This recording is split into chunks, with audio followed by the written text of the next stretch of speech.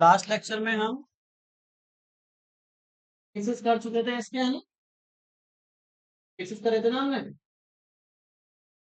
जो parallel plate capacitor के बीच अगर हम प्लेट रख देते हैं की थिकनेस की, तो उसके डाइलेक्ट्रिक कैपेसिटेंस का फॉर्मूला ये आया था। सुन क्या था देखो, डाइलेक्ट्रिक जब प्लेट रखते हैं तो कैपेसिटेंस का फॉर्मूला यही आया था। अब इसके अलग अलग केस करे थे। पहले केस में क्या करा था, जब हमने डाइलेक्ट्रिक प्लेट को पूरे कैपेसिटर में फिल कर दिया तो ये आ गया था। बस टी की जगह क्या रखना था, डी। तो टी था वो डी बन चुका है अगर पूरी प्लेट में आ जाए, मतलब पूरे स्पेस में आ जाए। सेकंड केस था कि अगर डाइलेक्ट्रिक प्लेट हो ही ना, तो टी कितना हो गया फिर, जीरो। तो ये आ गया था एयर कैपेसिटर वाला फॉर्मूला। थर्ड केस ये था कि अगर मान लो हमने कई सारी प्लेटें रख दी, T1 T2 T3 थिकनेस की अलग अलग प्लेट रख दी, बीच में गैप दी है, तो फिर फॉर्मूले में क्या चेंज आएगा, जहाँ पे टी लिखा हुआ है वहां पे क्या आ जाएगा, T1 plus T2 plus T3। और जहाँ के लिखा हुआ है वो K1 plus K2 plus K3। तो T1 upon K1, T2 upon K2, T3 upon K3। अच्छा, चौथा केस ये था कि मान लो ये जो प्लेटें रखी हुई है ये पास पास रख दी जाए, है ना? सारी प्लेटें पास पास रख दी जाए, यानी कैपेसिटर को पूरा फुल कर दिया जाए अलग अलग प्लेट। तो फिर होता क्या है कि ये भी डी बन जाता है, डी से डी कैंसिल हो जाता है, बचता ये आ गया नीचे, है ना? फिर T1 प्लस T2 भी तो डी बन जाएगा, बस सारी प्लेट एक साथ रख दी जाए, ठीक है। और पांचवा केस ये था कि अगर आपने क्या रख दिया, मेटल की प्लेट को रख दिया, तो फिर आपका जो के होता है मेटल की प्लेट के लिए वो इनफाइनाइट होता है। Dielectric constant for metal is infinite. अब ये इनफाइनाइट क्यों होता है वो आगे जाके समझाया जाएगा आपको, जब मैं आपको थोड़ा और डिटेल में पढ़ाऊंगा कि इसका एक्चुअल में मीनिंग क्या है, डाइलेक्ट्रिक कांस्टेंट होता क्या है, ये आगे बताऊंगा ना। तब मैं आपको वहां पे फिर से बताऊंगा कि मेटल के लिए के इनफाइनाइट क्यों होता है। अभी के लिए आप मानो कि मेटल के लिए के क्या होगा, इनफाइनाइट, तो यहाँ पे के इनफाइनाइट रखेंगे। ये आगे आपके लिए कैपेसिटेंस फार्मूला मेटल के लिए, ये भी इंपॉर्टेंट है। चलिए, फिर इसी से रिलेटेड एक न्यूमेरिकल आपको होमवर्क में दिया था, का आंसर बताइए क्या क्या है। आपने जो ट्राई किया उसका आंसर बताइए क्या क्या है। पहला के की वैल्यू निकाली थी, क्या आई के की वैल्यू बताइए, क्या आई आपकी, और थ्री, और थ्री, और sir three, seven, seven, seven, और आपके 3 और 5 आए, मतलब 5 भी एक आंसर है ना। और 3 वो पहला वाला है। और तुम्हें बताओ, थ्री, थ्री, थ्री, थ्री करा है, हमारा ओके। कितना आया तुम्हें तुम्हारा, थ्री। चलिए करके देखते हैं क्या आ रहा है, 3 आ रहा है, 5 आ रहा है, 7 आ रहा है, चेक करके देखते हैं। बोल रहे हैं the capacitance of A parallel plate air capacitor, कौन सा कैपेसिटर है, एयर। तो मैं लिख लेता हूँ, पहले उसने कौन सा कैपेसिटर दिया है, एयर कैपेसिटर दिया है, air capacitor. Air capacitor simple ऐसे दो प्लेट होती है, बीच में एयर होती है, ठीक है। एयर कैपेसिटर बीच में क्या रहती है, एयर, ठीक है। तो इसका कैपेसिटेंस जो है वो कितना बोल रहे हैं ये, 2 माइक्रोफैराड। तो हम लिख लेते हैं। अच्छा मुझे बताओ, सी बराबर A epsilon not upon D तो होता है एयर कैपेसिटर, और इस पूरे की वैल्यू कितनी दी हुई है, 2 माइक्रो फैराड। डी मतलब ये मतलब ये दिया हुआ, मतलब जहां पे भी ऐसा कुछ बनेगा वहां पे मैं 2 रखूंगा। माइक्रो को कन्वर्ट कर लेते हैं, 2 इंटू 10 की पावर -6 फैराड होता है। चलिए आगे क्या बोला, when we place a dielectric plate of thickness 3/4 of the distance between the plate having dielectric constant K. बस इस लाइन को जो समझ गया वो क्वेश्चन कर लेंगे। कह रहे हैं हमने इन दोनों प्लेट्स के बीच में डाइलेक्ट्रिक मटेरियल को रखा है, डाइलेक्ट्रिक प्लेट को रखा है, ठीक है। अब इन्होंने मॉडिफाई किया, देखो कितना कैपेसिटर, ये एयर वाला, इसकी प्लेट के बीच में थिकनेस हमें पता नहीं था, हमने क्या मान लिया, डी मान लिया। एरिया भी हमने नहीं पता था, क्या मान लिया। तो आप मान रहे हो कॉन्सेप्ट में नहीं आया, ठीक है। तो अभी बोल रहे हैं अब हमने इस एयर कैपेसिटर के बीच में एक डाइलेक्ट्रिक प्लेट को रख दिया, ये लग गया इसको डाइलेक्ट्रिक। तो यही तो आर्टिकल अभी हम करके आए हैं। अच्छा, डाइलेक्ट्रिक प्लेट को अगर रखा है तो डाइलेक्ट्रिक प्लेट की थिकनेस जरूर पता होनी चाहिए, जो हमने आर्टिकल में टी मानी थी। लेकिन इन्होंने क्या कहा है थिकनेस के बारे में, क्या कहा है देखो क्या बोल रहे हैं। When we place a dielectric plate of thickness 3/4 of the distance between the plates, कह रहे हैं जितनी प्लेट्स की डिस्टेंस है उसका 3/4 कर दो तो थिकनेस आ जाएगी। मतलब क्या है इसका, अगर हमने डिस्टेंस को डी माना है तो 3/4 इंटू डी ये थिकनेस है। 3/4 का मतलब है 3/4। अगर वो कहता है 1/4 तो 1/4, 2/3 तो 2/3। समझ लो ना, फ्रैक्शन कैसे लिखा जाएगा। तो हमारी थिकनेस कितनी हो गई 3/4 डी, ये किसकी वैल्यू है टी की। ये थिकनेस है टी की वैल्यू है। समझ में आ गई। चलिए आगे कुछ और बोला क्या, हाँ और इसका डाइलेक्ट्रिक कांस्टेंट कितना है के। तो बताओ कि अच्छा फिर कैपेसिटी कितनी हो जाती है इसकी 4। अब जो कैपेसिटर ये बन गया इसकी कैपेसिटी 4 हो गई। पहले वाली कितनी थी 2। डाइलेक्ट्रिक प्लेट रखते तो बढ़ जाती है ना, तो कितनी हो गई 4। कह रहा है कैलकुलेट द वैल्यू ऑफ के, किस के की वैल्यू बताओ, इसका डाइलेक्ट्रिक कांस्टेंट का वैल्यू कितनी है। ठीक है चलिए मुझे बताओ ऐसे कैपेसिटर की कैपेसिटी का क्या फॉर्मूला है। ऐसे जिसमें प्लेट रखी है, जनरल फॉर्मूला क्या था, सी बराबर A epsilon not be minus T plus, यही तो है प्लेट रखी हो तो फॉर्मूला यही तो है ये वाला, है ना। चलिए अच्छा, अब इसमें सी की वैल्यू तो दी हुई है, कितनी हो जाती है 4, इसकी कैपेसिटी तो दी हुई है 4 माइक्रोफैराड। तो इस सी की जगह क्या रख दूंगा, मुझे यहाँ से के निकालना है, ठीक है तो सी की जगह क्या रख दूंगा, माइक्रोफैराड को फैराड में कन्वर्ट कर लूँ क्या, जरूरत नहीं है बस इस क्वेश्चन में करने की। आपने अगर बिना कन्वर्ट करे भी कराया ना तो सेम आया, क्योंकि 10⁻⁻⁶ से वो कैंसिल हो रहा है 10⁻⁻⁶। तो जिसने कन्वर्ट करा उसको भी सेम आया, जिसने नहीं करा उसको भी सेम आया। चलिए आगे करते हैं, तो देखो ये ऐसे ही लिख दिया मैंने, एप्सिलॉन ऐसे लिख दिया। अब क्या करूं, इस टी की वैल्यू रख देता हूँ। टी की वैल्यू कितनी है 3/4 डी, जहाँ टी है वहां 3/4 डी लिखेगा। बताओ कितना आएगा, डी माइनस 3/4 डी, यहाँ पे प्लस टी की जगह 3/4 नीचे चला जाएगा के पास और डी, सही है ना यहाँ तक। देखो मैं 3/4 4 कहाँ गया के पास और डी है, इसके नीचे 1 मान सकते हैं और इसका क्या करेंगे अब हम एलसीएम। तो बताओ बताइए, नीचे बताइए। 4 1 जा 4 और 4 की डी से करूंगा 4 डी, 4 डी में से 3 डी गया और नीचे क्या बचेगा डी, सॉरी नीचे क्या बचेगा 4। समझ गए, 4 1 जा 4, 4 की डी से 4 डी, 3 डी की 1 से 3 डी, 4 डी में से 3 डी गया 1 डी और नीचे क्या है तो डी अपॉन। इतना डायरेक्ट चलेगा या करके दिखाऊं, समझ गया ना आंसर, ठीक। आगे बताओ क्या है, क्या यहाँ तक आ गया है ना। अब क्या करें, अब क्या करें, कोई बताएगा तो करके लाएगा, आप बताओ क्या करें अब यहाँ पे। पुलिस पुलिस पुलिस पुलिस क्या करूँ,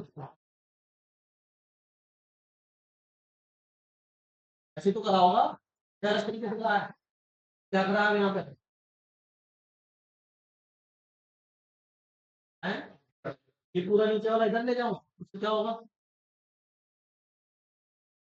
आप बताओ आपने क्या किया। अच्छा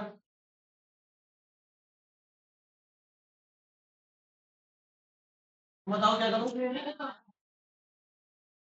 आप वो लिख दिया और बताओ क्या लिखा? फिर ऐसे दूं गंदा फाइल से आएगा, मुझे नीचे है ना गंदा फाइल से मारेगा। ये निकालना, मैं ये निकालना चाह रहा हूँ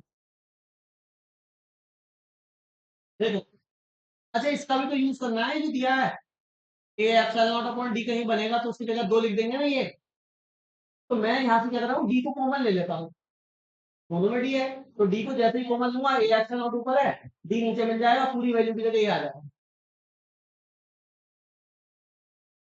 वो ऐसे भी डायरेक्शन में लेके करोगे तो, लेकिन दिमाग ज्यादा लगाना पड़ेगा, फिर कॉमन लेना पड़ेगा, बात वही है। ठीक है, तो मैं डायरेक्ट क्या ले लेता हूँ, डायरेक्ट डी को क्या ले लेता हूँ बाहर, तो ऊपर क्या है बताओ, ए डी को मैंने कॉमन ले लिया, तो अंदर क्या बचेगा बताना, यहाँ पे 1/4, और यहाँ पे 3/4 ए, डी बाहर ले लिया। अब बताइए क्या बन गया, A epsilon not upon D, ये 2 नहीं बन गया, ये इस पूरे की वैल्यू यही तो है, क्या आ जाएगा ऊपर, 4 इंटू 10⁻⁻6, नीचे आ जाएगा 2 इंटू 10⁻⁻6, नीचे क्या है 1/4 प्लस 3/4, से ये कैंसल, 2 1 जा 2, 2 2 जा 4, तो यहाँ क्या बचा केवल 1, और यहाँ क्या बचा 2। लगता है आपकी कैलकुलेशन अलग हो, लेकिन आंसर नहीं आया, ठीक है। अब यहाँ बचा 2 इक्वल टू में 1/, में ब्रैकेट में 1/4 प्लस 3/4, ये तो बचा। अब मैं क्या कर रहा हूँ, इसके नीचे तो 1 है, क्रॉस मल्टीप्लाई कर लो इस पूरे ब्रैकेट की 2 से और 1 की 1 से, तो पूरे ब्रैकेट की 2 से करूंगा क्या आएगा, 2 इंटू पूरा ब्रैकेट, और 1 की 1 से करूंगा क्या आएगा, सही है, 2 के अंदर मल्टीप्लाई कर दूं, तो 2 से 4 कट जाएगा कितनी बार में, ये वाले 2 से ये वाला 4 भी कट जाएगा कितनी बार में, तो क्या आएगा, क्या आएगा बताओ, डायरेक्ट बताओ, 1/2, ऐसे ही कटा, और इससे इंटू कटेगा, इसके पास में क्या आएगा, 1/2 प्लस 3/2 के इक्वल टू में, इस 1/2 को प्लस को ले जाता हूँ, माइनस में चला जाएगा, तो 1 माइनस 1/2, ठीक है, एक में से आधा गया कितना बचा, एक में से आधा गया कितना बचा, आधा, ठीक है, एक में से आधा गया, आधा ही तो बचा। अब आप एलसीएम ले लो इसमें, तो 1 मान के 2 1 जा 2 1, क्या करूं, क्रॉस 3 2 जा 2 के की 1 से, के की वैल्यू कितनी आ गई,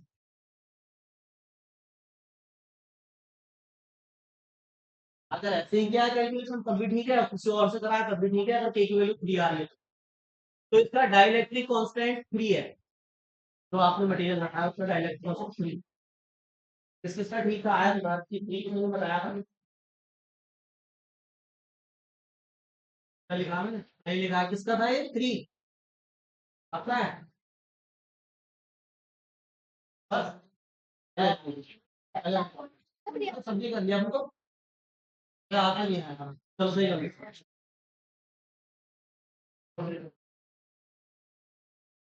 ठीक है। ये हमारा नेक्स्ट टॉपिक है, potential energy of A parallel plate capacitor, ठीक है।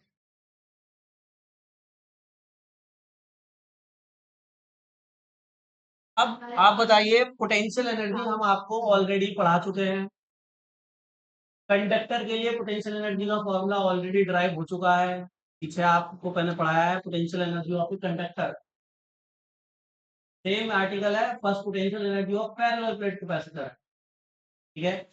और जब मैंने कंडक्टर वाला आर्टिकल कराया था तो कहा था कि मैं ऐसा ही सेम आर्टिकल कैपेसिटर का भी कराऊंगा, याद है किसी को, मैं भूल गया, कहा था याद है, तो बस दिन आ गया, आज हम कर रहे हैं, ठीक है। तो मुझे बताइए, पोटेंशियल एनर्जी ऑफ कंडक्टर से आप क्या समझते हैं, पोटेंशियल एनर्जी ऑफ कंडक्टर से क्या समझते हैं, पहले ये बताओ, कंडक्टर के अंदर पोटेंशियल एनर्जी का क्या मतलब है,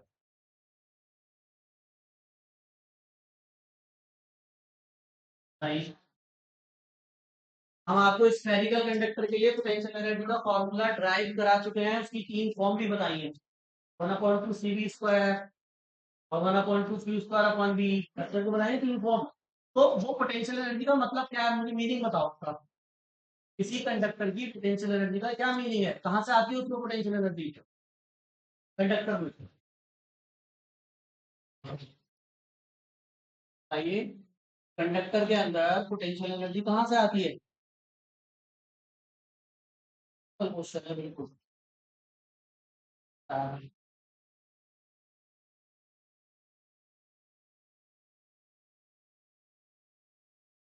कंडक्टर के अंदर पोटेंशियल एनर्जी कहाँ से आती है,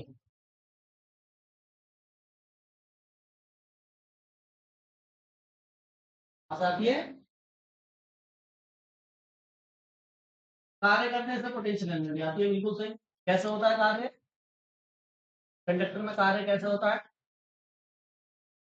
कंडक्टर में काम कैसे होता है? हाँ बताओ। धन्यवाद।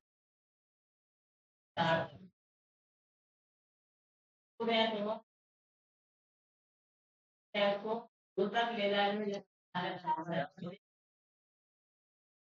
कह रहा हूँ काम करना ही क्यों पड़ रहा है हमें?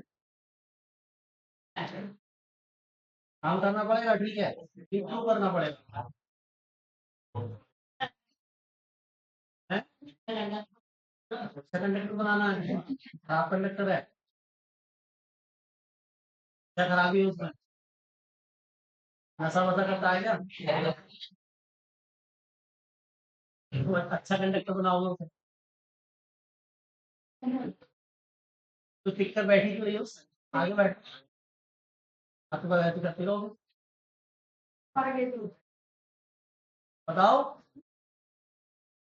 अरे मैंने कहा था अगर कोई कंडक्टर है तो उसको चार्ज करने के लिए हमें काम करना पड़ता है। किसी कंडक्टर को चार्ज देने के लिए काम करना पड़ेगा, नहीं करना पड़ेगा? कौन करेगा काम, आप करोगे या बैटरी करेगी? बैटरी करेगी। हम थोड़ी ना चार्ज देंगे उसको, बैटरी चार्ज देगी। और बैटरी जब चार्ज करेगी उसको, तो उसको वर्क करना पड़ता है। क्यों करना पड़ता है वर्क? क्योंकि सपोज अगर ये कोई कंडक्टर है और इसको हम चार्ज दे रहे हैं, ठीक है, तो जैसे ही इस पर थोड़ा सा चार्ज आएगा क्यू डैश, अब और चार्ज तो ये रिपल करने लगेगा। तब जब क्यू डैश चार्ज आया तो ये बाकी का चार्ज क्यों देगा? पॉजिटिव पॉजिटिव रिपल्सन होता है। तो बैटरी को इस रिपल्सन फोर्स के अगेंस्ट इसको जीरो से कहां तक चार्ज करना था? क्यू तक। तो बैटरी को काम करना पड़ा। उसी वही जो वर्क है वही हमारा किस फॉर्म में स्टोर हुआ? पोटेंशियल एनर्जी को की फॉर्म में स्टोर है। ये कहानी आपको याद है या नहीं याद है, भूल गए? अगर ये याद है तो इसमें भी कोई नया नहीं है। कैपेसिटर को भी तो चार्ज करना पड़ेगा। कैपेसिटर को भी तो कितना चार्ज करना पड़ता है, क्यों? बताओ, एक प्लेट पे कैसे चार्ज होता है, पॉजिटिव क्यों? और एक प्लेट पर, तो आपको दोनों प्लेट थोड़ी ना चार्ज करनी होती है। आपको तो सिर्फ कौन सी प्लेट करनी होती है चार्ज? एक प्लेट। दूसरी वाली तो ऑटोमेटिकली क्या हो जाती है? अगर ये पॉजिटिव है तो दूसरी वाली ऑटोमेटिकली क्या हो जाती है? नेगेटिव, क्योंकि ये पॉजिटिव इसका सारा नेगेटिव चार्ज इस तरफ खींच लेता है। और जो पॉजिटिव चार्ज है वो अर्थिंग अर्थिंग कर देते हैं अर्थ में। समझाया था ना पूरा? तो कहने का मतलब यह है कि आप किसी एक प्लेट को चार्ज कर दो, दूसरी वाली ऑटोमेटिकली चार्ज हो जाएगी। तो जैसे इसको हम जीरो से क्यों चार्ज कर रहे थे, ऐसे ही इस कैपेसिटर को भी हम कहां से कहां चार्ज करेंगे? जीरो से क्यों। सही है। अब जैसे ये रिपल कर रहा था और चार्ज को, ऐसे ही ये प्लेट भी रिपल करेगी और चार्ज को। तो यहाँ भी जो बैटरी आपने लगा रखी है उसको क्या करना पड़ेगा? चार्ज करने के लिए जो बैटरी लगा रखी है आपने उसको क्या करना पड़ेगा? काम करना पड़ेगा बस। और ये वर्क जो होगा ये इस कैपेसिटर में किस फॉर्म में स्टोर हो जाएगा? Potential energy. तो किसी कैपेसिटर को चार्ज करने के लिए जो वर्क करना पड़ता है बैटरी को, उस वर्क को ही हम बोलते हैं पोटेंशियल। तो मुझे पोटेंशियल एनर्जी नहीं निकालनी है, मुझे तो क्या निकालना है? वर्क। और जो टेक्निक मैंने इसके लिए अपनाई थी वर्क निकालने के लिए, सेम टेक्निक सेम डेरिवेशन बिल्कुल इसके लिए करूंगा। और फिर हम देखेंगे क्या फॉर्मूला भी सेम आएगा या अलग आएगा। ठीक है, चलिए करते हैं। और आपको ये वाला आर्टिकल याद है तो बहुत आसान हो जाएगा आपके लिए। देखो क्या होगा। मान लेते हैं कैपेसिटर पे कितना चार्ज था? जीरो। कितना था? तो चार्ज कर रहे हैं, ठीक है। तो मान लेते हैं स्टार्टिंग में चार्ज कितना था? जीरो। हमने चार्ज कितना करना है इसको? क्यू। जीरो से क्यू तक जाना है। तो ये लिमिट हो गई हमारी चार्ज की, जीरो से क्यू। मान लेते हैं किसी पर्टिकुलर टाइम पे चार्ज कितना है?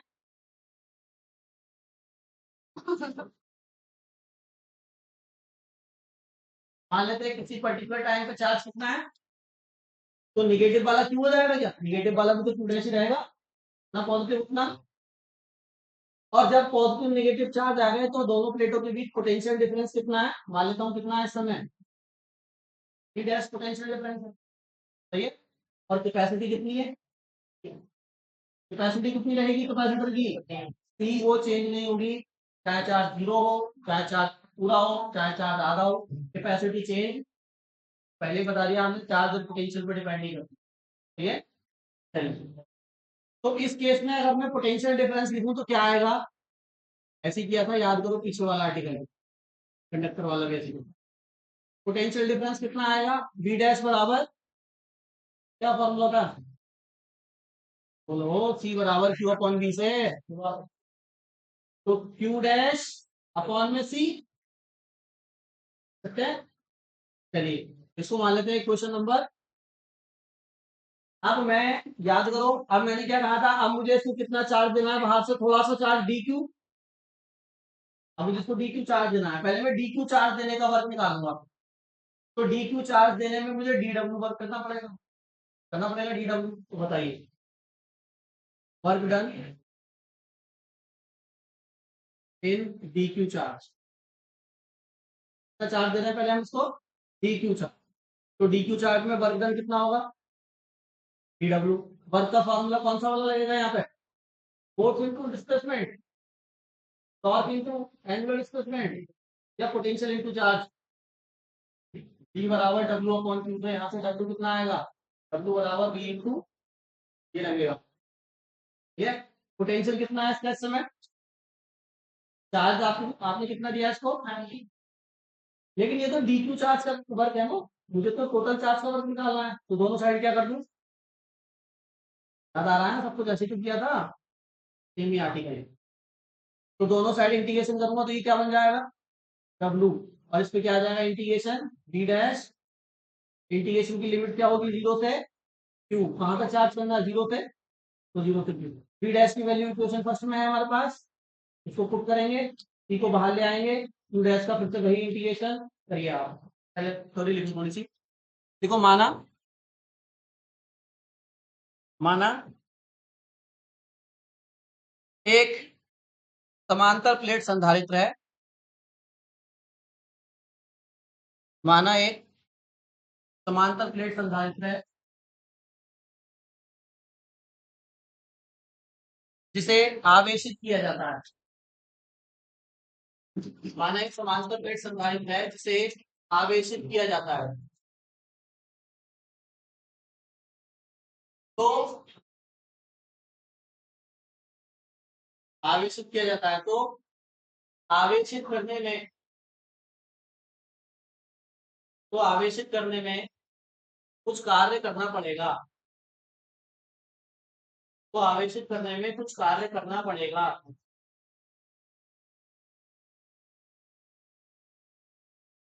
यह कार्य ही यह कार्य ही संधारित्र में यह कार्य ही संधारित्र में स्थितिज ऊर्जा के रूप में संचित हो जाता है। यह कार्य ही कार्य करना पड़ेगा। यह कार्य ही संधारित्र में स्थितिज ऊर्जा के रूप में संचित होता है,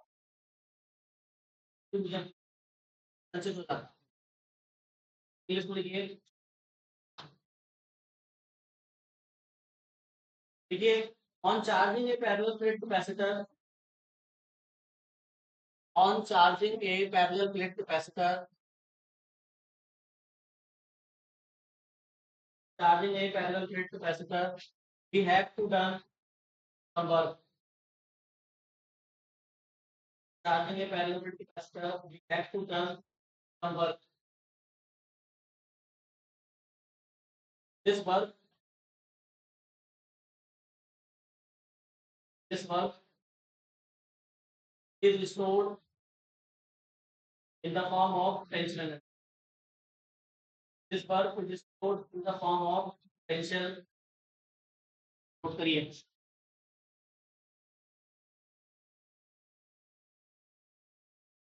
this work is stored in the form of potential energy.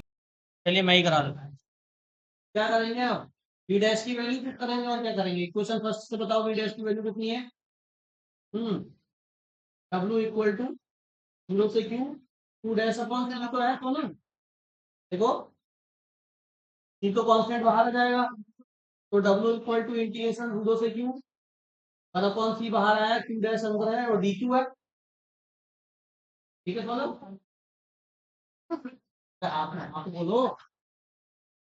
तो 1/c बाहर है, इसका इंटीग्रेशन क्या होगा? हमने बोले तो ना, टू डैश का इंटीग्रेशन जो square Q dash square upon में 2 तो होगा, अपॉन में 2 भी तो आएगा। और लिमिट क्या है 0 से? आप पहले क्यू डैश की जगह क्यू रख दो, फिर क्यू डैश की जगह 0 रख दो, खत्म, इंटीग्रेशन हो गया।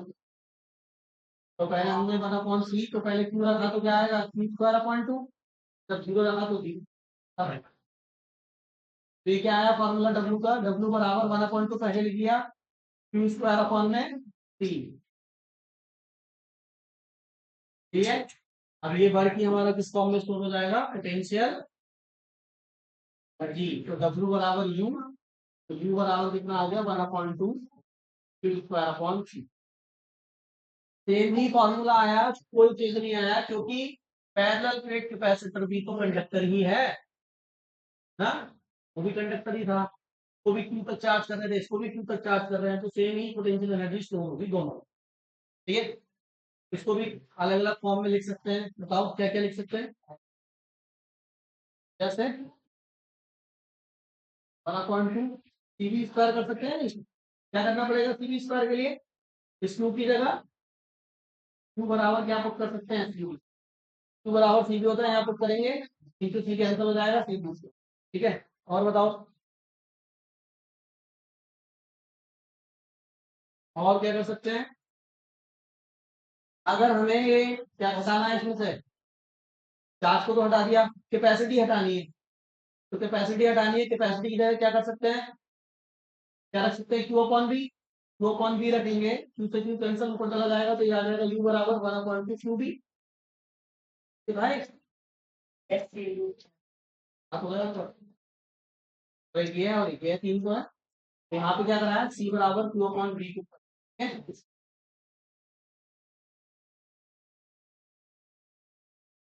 एक ये हो गया, तो ये रख दोगे क्यू की जगह तो ये आ जाएगा, और सी की जगह ये रख दोगे तो ये आ जाएगा। 3 फॉर्मूले हमारे पोटेंशियल एनर्जी के, वही सेम 3 फॉर्मूले ठीक है।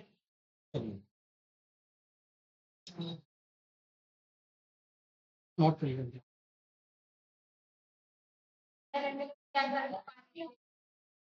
हम्म,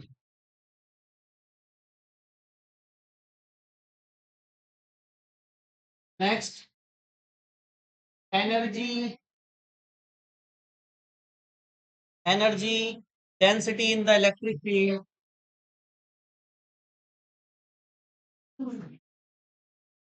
energy density in the electric field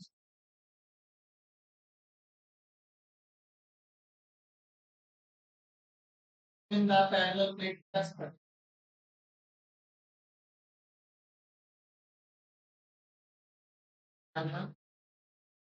plate capacity,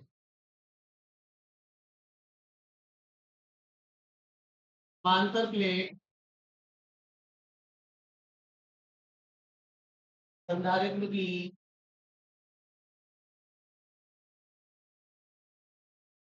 प्लेटों के बीच वैद्युत क्षेत्र में ऊर्जा घनत्व, ऊर्जा घनत्व का क्या मतलब है? ऊर्जा तो समझ में आती है, एनर्जी, एनर्जी डेंसिटी का मतलब क्या है बताइए? पहले तो आप एनर्जी डेंसिटी का ही मतलब बताइए, फिर मैं समझाऊंगा कि पैरेलल प्लेट कैपेसिटर की इलेक्ट्रिक फील्ड में एनर्जी डेंसिटी का क्या मतलब। पहले आप बताइए एनर्जी डेंसिटी का क्या मतलब। चलो, एनर्जी डेंसिटी में से एनर्जी भी हटा दो, सिर्फ डेंसिटी का मतलब बताओ, है ना, क्या है ना, किसे कहता है, डेंसिटी किसे कहता है, टाइम पे आर्टिकल इंपॉर्टेंट है, इसको वेरी इंपॉर्टेंट टिक करना है, ठीक है, वेरी इंपॉर्टेंट। डायरेक्ट इसका जो रिजल्ट है उसको देकर भी कहते हैं कि प्रूव दैट, और नाम से भी आता है। डेंसिटी पे आज नहीं समझाऊंगा, इसको तो कल ही समझाऊंगा, कि बस आज इसकी जो बेसिक बेसिक टर्म है वो तो आपको पता होनी चाहिए, बेसिक पता होगा तभी तो समझ में आएगा। डेंसिटी का मतलब क्या होता है? मास अपॉन क्या, वॉल्यूम। जब हम मास को वॉल्यूम से कंपेयर करते हैं तो पता चलता है कि ऑब्जेक्ट कितना ज्यादा डेंस। अगर बहुत ही कम जगह में बहुत ज्यादा मास रखा हुआ है तो मतलब क्या हुआ, वॉल्यूम कम है लेकिन मास क्या है, तो कहते हैं कि इसकी डेंसिटी बहुत ज्यादा। बहुत कम जगह में बहुत ज्यादा मास है तो कहते हैं डेंसिटी ज्यादा है। और उल्टा कर दो, बहुत बड़ी जगह है, मास हल्का सा है, तो डेंसिटी क्या है, कम है। एग्जाम्पल के लिए लोहे का बाट, 1 किलो का बाट देखा लोहे का, कितनी सी कम जगह में कितना सारा मास है, तो लोहे के बाट की डेंसिटी क्या है। वही मैं 1 किलो रुई ले आऊं, रुई होगी 1 किलो लेकिन कितना ज्यादा वॉल्यूम देती है क्योंकि इसकी डेंसिटी क्या है, कम। अगर आप वॉल्यूम से डिवाइड कर देते हैं किसी भी चीज में तो वो डेंसिटी मिल जाती है। वॉल्यूम से अगर हम डिवाइड कर देते हैं, स्पेस में डिवाइड कर देते हैं तो डेंसिटी आ जाती है। सेम ये जो डेंसिटी है ये मास डेंसिटी है, इसको क्या कहते हैं, मास डेंसिटी। लेकिन हमें क्या चाहिए बताइए, एनर्जी डेंसिटी। तो एनर्जी डेंसिटी के लिए मैं एनर्जी को किससे डिवाइड कर दूंगा, वॉल्यूम से। मैंने क्या बोला, किसी भी चीज की डेंसिटी चाहिए तो किससे डिवाइड कर दो, वॉल्यूम। मास डेंसिटी चाहिए, मास को वॉल्यूम से डिवाइड कर दो। एनर्जी डेंसिटी चाहिए, एनर्जी को वॉल्यूम। मतलब कितनी जगह पे कितनी एनर्जी स्टोर है तो बोलेंगे एनर्जी डेंसिटी। तो कैपेसिटर की जो प्लेट होती है इनके बीच में यहाँ पे क्या होती है बताइए, इलेक्ट्रिक फील्ड। इलेक्ट्रिक फील्ड होती है, इस इलेक्ट्रिक फील्ड के अंदर एनर्जी स्टोर रहती है। कैपेसिटर की प्लेट के बीच में जो इलेक्ट्रिक फील्ड है उसमें एनर्जी स्टोर रहती है। अब प्लेट के बीच में ये कुछ वॉल्यूम तो है, और जो पोटेंशियल एनर्जी मैंने आपको बताई है ये वाली, ये जो पोटेंशियल एनर्जी है कहाँ पे स्टोर रहती है, प्लेट के बीच में, यहाँ पे स्टोर रहती है ये पोटेंशियल एनर्जी यू। सही है। अब मुझे निकालना है एनर्जी, नहीं एनर्जी तो मैं निकाल चुका हूँ, मुझे क्या निकालना है, एनर्जी डेंसिटी। तो मैं क्या करूंगा, ये वॉल्यूम निकालूंगा कितना है प्लेट के बीच का, और उसको इस एनर्जी से क्या कर दूंगा, डिवाइड कर दूंगा। तो एनर्जी डेंसिटी का स्मॉल यू बोलते हैं एनर्जी डेंसिटी। ठीक है, एनर्जी डेंसिटी का क्या फॉर्मूला आएगा, capital you divided by energy density. ठीक है, इसका डेरिवेशन होगा अभी थोड़ा, और बेसिक यही है, बेसिक यही है। एनर्जी को वॉल्यूम से डिवाइड कर दिया, एनर्जी डेंसिटी बन जाती है। जैसे मास को वॉल्यूम से डिवाइड कर दिया, मास डेंसिटी। ठीक है, कल करते हैं इसका डेरिवेशन पूरा।